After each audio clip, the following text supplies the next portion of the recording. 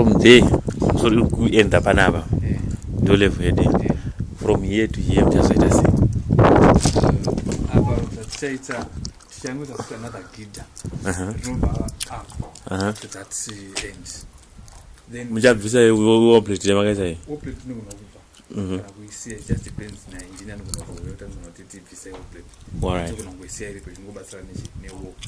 then rashika gida ningira ka chafuma like a truss then right at truss to vatagadzira inge chibaba truss ichienda ku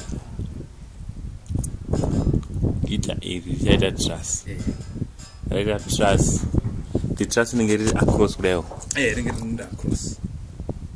which means ichitakura ninge riri kuti wa kusvika kuno rikaenda rakadai so tivatatanga kufuma sezvatati kuti handi ava nditagumira matrasses kumberi uko bye bye ndagumira uko takadzoka futi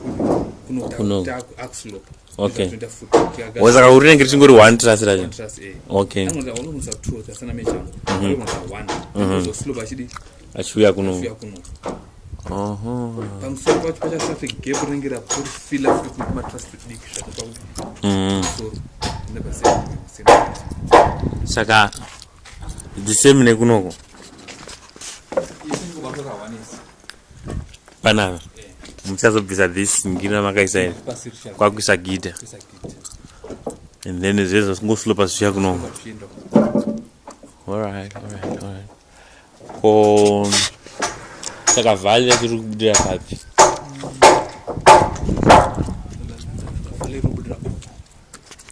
okay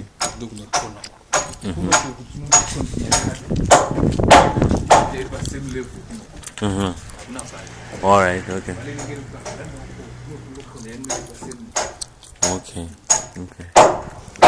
yeah I think that's fine ko timbe dia kamera since it's a Friday I think nana Monday Tuesday pushing wow okay